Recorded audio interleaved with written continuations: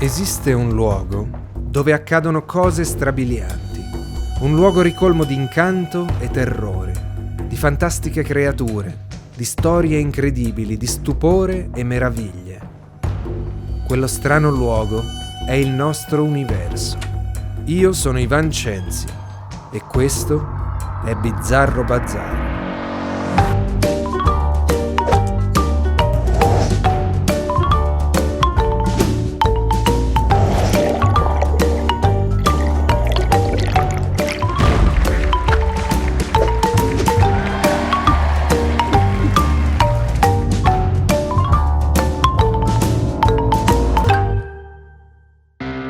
Perché gli automi ci affascinano e al tempo stesso ci inquietano così tanto?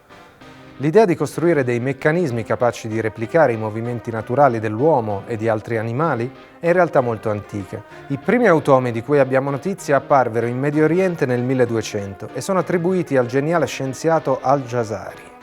Per intrattenere gli ospiti alle feste, si dice che avesse creato una piccola nave con 4 musicisti in miniatura che suonavano e si muovevano realisticamente. Un'altra sua invenzione era un lavandino che veniva riempito da un automa con le sembianze di un'avvenente ancella. Tra i molti inventori che misero a punto automi meccanici, fra Cina, Medio Oriente e Occidente, spicca anche il nostro Leonardo da Vinci, che aveva progettato un cavaliere in armatura semovente. Nei giardini del castello francese di Hesdin, già nel 1400, si trovavano scherzosi automi idraulici che sputavano acqua schizzando a sorpresa i passanti. E sempre nel XV secolo, l'abbazia di Boxley nel Kent possedeva un Gesù meccanico. Quando si tiravano i fili, Gesù muoveva le mani, annuiva, poteva sorridere o accigliarsi e battere le palpebre. Fu nel Settecento che si cominciarono a costruire degli automi in grado di muoversi da soli senza bisogno di alcun intervento umano. Fra i maggiori costruttori c'era Jacques de Vaucanson, che aveva inventato un suonatore di flauto capace di soffiare aria nel suo strumento grazie a 2 polmoni meccanici e che modulava le note muovendo le dita come un vero flautista. Ma il suo automa più celebre era senz'altro l'anatra di metallo, le cui ali contenevano 400 parti in movimento. Poteva bere acqua con il becco, mangiare semi di grano e simulare il processo di digestione. Nel 1773 John Joseph Merlin perfezionò l'idea costruendo un incredibile cigno argentato dall'impressionante realismo. Il cigno muoveva il collo, e lo muove tuttora, con una disinvoltura sorprendente. 3 anni prima del cigno di Merlin, nel 1770, alla corte di Maria Teresa d'Austria, aveva fatto la sua prima sconcertante apparizione il turco, un imbattibile giocatore di scacchi inventato da von Kempelen proprio per compiacere la regina. E il turco era diventato famosissimo alla fine del Settecento ed era stato esibito in tutte le corti europee e aveva vinto la maggior parte delle partite giocate. A Parigi François-André Philidor, il più grande scacchista dell'epoca, era riuscito a battere il turco, ma aveva confessato che si era trattato della partita più dura della sua carriera.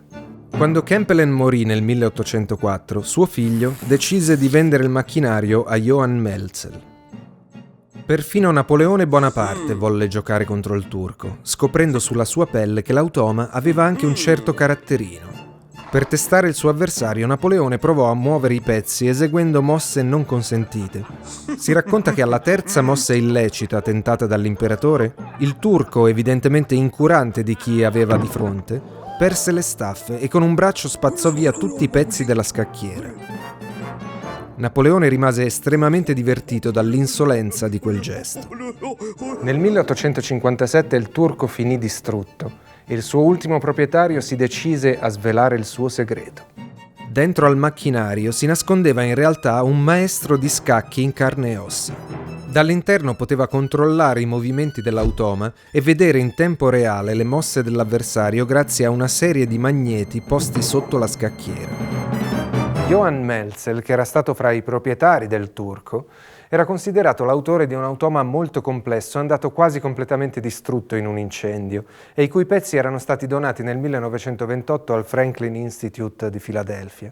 Dopo un laborioso processo di restauro, il burattino, che era dotato di una memoria meccanica straordinaria, era stato completamente ricostruito e infine messo in moto. La sua mano cominciò a tracciare i più elaborati disegni mai riprodotti da un automa e a scrivere delle poesie una dopo l'altra. Ma la sorpresa più grande arrivò quando, alla fine dell'ultimo poema, l'automa sembrò fermarsi per un attimo, quasi fosse indeciso se svelare o meno il suo segreto. Infine aggiunse la frase «scritto dall'automa di Maillardet». Si scoprì così che l'inventore della macchina non era Melzel, ma l'orologiaio svizzero Henri Maillardet. Il suo lavoro più ambizioso e straordinario aveva rischiato di rimanere attribuito all'inventore sbagliato se egli non avesse deciso di inserire nella memoria di quel burattino meccanico anche la sua stessa firma. Se normalmente gli automi erano creati con l'intento di imitare l'essere umano, ci fu anche chi si spinse un po' più in là, cercando di costruire un messia meccanico.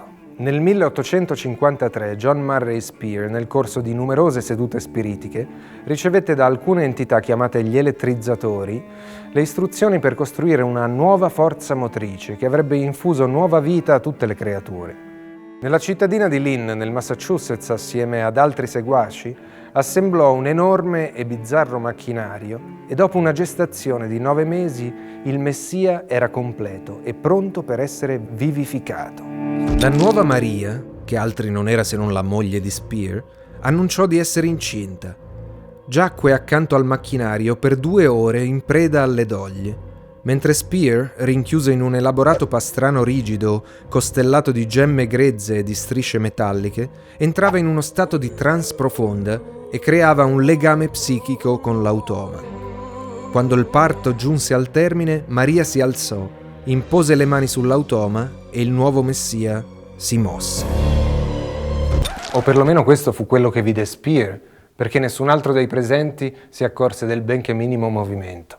La stampa cominciò a farsi beffe di questo straordinario nuovo messia che non era nemmeno in grado di girare un macinino per il caffè. E alla fine l'automa venne smontato e infine dimenticato, anche se Spear sostenne sempre che in realtà fosse stato distrutto da una folla inferocita. Ma per ritornare alla domanda iniziale, perché gli automi ci affascinano tanto? Forse perché la loro storia è intimamente collegata con lo sviluppo della filosofia occidentale. Essi sono infatti il prodotto delle teorie meccanicistiche di fine Settecento, che vedevano la natura come un enorme marchingegno, come un complesso sistema ingegneristico. Ma più le tecnologie diventavano sofisticate e più gli automi cominciavano a fare paura. E in effetti di automi pronti a sostituire l'uomo parla già Leopardi nelle operette morali, così come altri autori romantici. E poi con il Novecento si arriverà a immaginare sempre di più un'umanità minacciata dai robot. Oggi la fantascienza sembra faticare a stare al passo, superata quotidianamente dai progressi tecnologici. E gli automi sono diventati impalpabili. Sono le intelligenze artificiali che abitano nelle nostre case, nei nostri computer, nei nostri smartphone e che stanno già cambiando intimamente e profondamente la nostra stessa natura.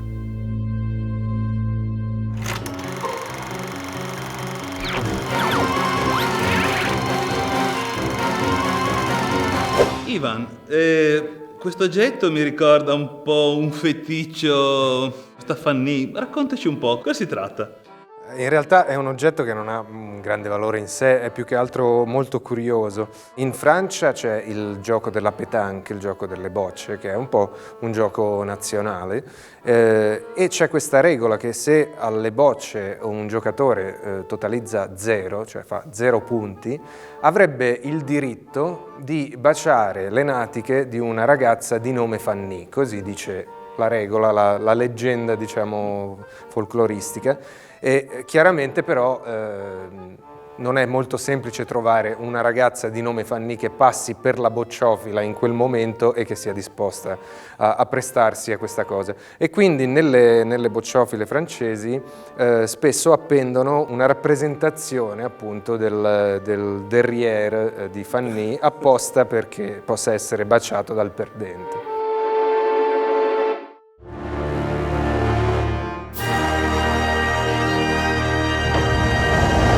La Cimoto exigua è un crostaceo parassita del tutto particolare.